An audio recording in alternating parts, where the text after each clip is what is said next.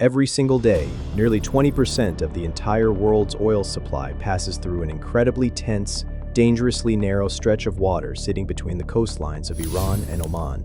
It is officially called the Strait of Hormuz. At its absolute narrowest point, this massive, vital global energy lifeline is violently squeezed through a geographical corridor that is just 21 miles wide. But the truly terrifying reality of this maritime choke point is that the actual, safely navigable shipping lanes are significantly smaller than that 21-mile gap. The lanes are just 2 miles wide in each direction. That incredibly narrow, tightly constrained corridor is forced to carry tens of millions of barrels of crude oil every single day, which means one very simple, incredibly dangerous thing for the modern world. If anything disrupts the flow of traffic through the Strait of Hormuz, the entire global economy feels the devastating impact almost immediately. Lately, the escalating unpredictable tensions in this specific region of the Middle East have brutally reminded the watching world exactly how incredibly fragile this maritime choke point really is. Highly armed warships constantly patrol the surrounding waters, watching every movement. Insurance premiums for the massive oil tankers daring to make the journey surge to astronomical heights. Major global shipping companies are forced to quietly, desperately prepare complex contingency plans in the dark. In recent years, this tiny, 21-mile strait has been the dramatic, highly visible stage for illegally seized tankers, heavily damaged cargo ships, and direct, terrifying military confrontations. It remains one of the very few places on the face of the earth where a single, momentary human miscalculation could instantly ignite a massive, wider global conflict. The strait isn't officially closed to traffic, but the mere, lingering possibility that it could suddenly be disrupted is more than enough to send global energy markets into a spiral of absolute panic. And that financial panic absolutely does not stay confined to the wealthy trading floors of Wall Street. A physical disruption in this 2-mile wide lane wouldn't just be an isolated geopolitical crisis contained to the Middle East. It would immediately mean drastically higher fuel prices at the pump, wildly rising global transportation costs, and significantly more expensive everyday goods sitting on store shelves. A sudden, painful economic shockwave felt by ordinary people from New York all the way to Tokyo.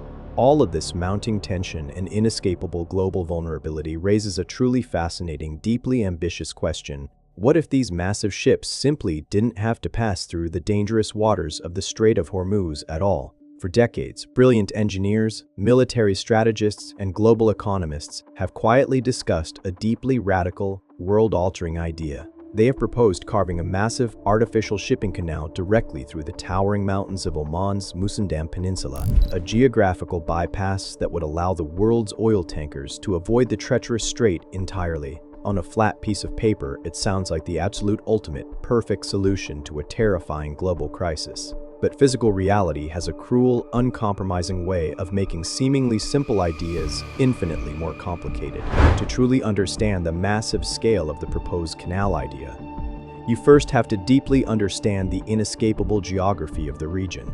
The Persian Gulf is the undisputed home to some of the absolute largest, most powerful oil-producing nations on Earth: Saudi Arabia, Iraq, Kuwait, Qatar, the United Arab Emirates. Almost every single massive oil tanker leaving the ports of these incredibly wealthy countries must inevitably pass through one single, highly monitored exit point. They must all eventually funnel into the Strait of Hormuz.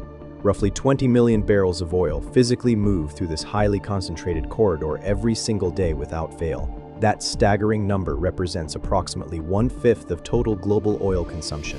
There are very few places on the entire planet that carry this terrifying level of absolute concentrated economic importance. And unlike many other major global trade routes, there are virtually no viable alternatives if this door suddenly slams shut. Some of these wealthy producing countries have desperately tried to reduce their terrifying dependence on the strait over the years. Saudi Arabia spent massive fortunes building long, complex overland pipelines designed to successfully move their oil entirely across the vast Arabian Peninsula, delivering it safely to shipping ports sitting on the edge of the Red Sea. The United Arab Emirates engineered and built a massive pipeline of their own, specifically designed to connect its rich interior oil fields directly to the coastal port of Fujairah, strategically placing the oil just outside the dangerous reach of the Strait of Hormuz. But even when you combine the absolute maximum capacity of these massive engineering projects, these overland pipelines can only ever carry a tiny, insignificant fraction of the massive volume of oil that normally travels by sea. For the vast majority of the world's daily energy supply, these massive tanker ships remain absolutely undeniably essential, which ultimately means that the modern global economy still fiercely depends on this one narrow, vulnerable gateway. And that absolute unyielding dependency makes global engineers and economic strategists incredibly uncomfortable, because geographical choke points naturally concentrate global risk into one tiny target, and there are very few choke points on Earth that are as highly sensitive, heavily militarized, and economically vital as this one. Now, look at the map of the region again. Sitting right at the northernmost tip of the nation of Oman lies a deeply rugged, protruding piece of land officially called the Musandam Peninsula. It aggressively stretches out directly into the waters of the Strait of Hormuz, looking exactly like a jagged, imposing mountain fortress guarding the entrance to the Persian Gulf. But here is the incredibly interesting, tantalizing part of the peninsula's geography. In several specific places along this rugged landmass, the physical distance between the waters of the Persian Gulf on one side and the deep waters of the Gulf of Oman on the other is surprisingly, temptingly short. In some areas, only a few dozen miles of solid land separate the two massive bodies of water, which instantly raises an incredibly obvious, highly ambitious engineering idea. Why not simply dig a massive canal straight through the peninsula? If you cut a trench through those few dozen miles of rock, massive ships leaving the oil fields of the Persian Gulf could completely bypass the terrifying geopolitical nightmare of the Strait of Hormuz entirely. Instead of desperately navigating a highly militarized 2-mile-wide choke point, these vital energy tankers could safely and quietly sail directly into the open ocean. It is an absolutely brilliant, elegant idea, but only when you are looking at it on a perfectly flat, two-dimensional map. The actual physical terrain of the peninsula tells a profoundly different, incredibly brutal story. The Musandam Peninsula is absolutely not a stretch of flat, easily excavated desert sand. It is a formidable part of the Hajar Mountains, which stand as one of the most violently rugged, uncompromising, and physically intimidating landscapes in the entire Middle East. Sharp, jagged limestone peaks rise dramatically and vertically straight up from the rocky coastline. Some of the towering mountains in this specific region climb to heights of more than 2,000 meters above sea level. That is more than 6,500 feet of solid, unyielding rock standing directly in the way of global progress. Building a functional shipping canal here wouldn't just mean bringing in some heavy machinery and dredging wet sand out of a shallow trench. It would mean violently cutting through the heart of entire towering mountain ranges.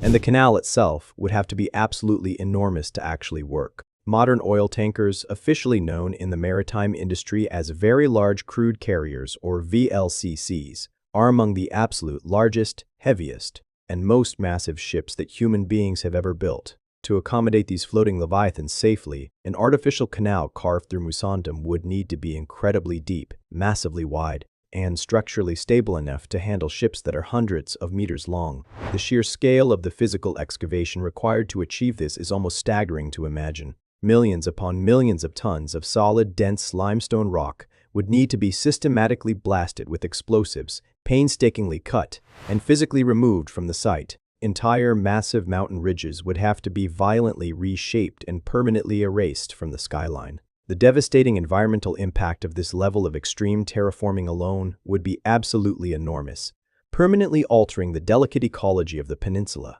And then there is the terrifying reality of the cost.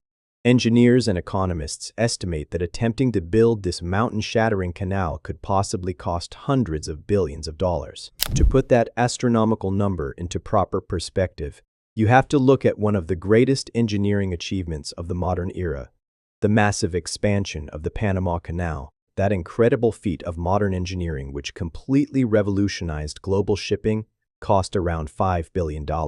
A proposed Musandam Canal, cutting violently through 6,500-foot limestone peaks to fit very large crude carriers, could easily dwarf the cost of the Panama Canal expansion. Many, many times over. It would be one of the single most expensive infrastructure projects ever attempted in the history of human civilization. But brutal engineering and astronomical costs are only half the challenge. The other half is politics. The Musandam Peninsula belongs entirely to Oman, a nation with absolutely no official plans to build a canal. Their regional development strategy focuses on tourism and local ports, not carving a highly controversial shipping corridor through their ancient mountains. A megaproject of this scale would require almost impossible international cooperation, massive global investment, and ironclad military security guarantees. Yet hovering over these blueprints is a deeply uncomfortable truth. An artificial canal wouldn't eliminate the world's strategic vulnerability. It would simply move it. Instead of relying on the natural Strait of Hormuz, the global economy would become dependent on a single, narrow, artificial trench.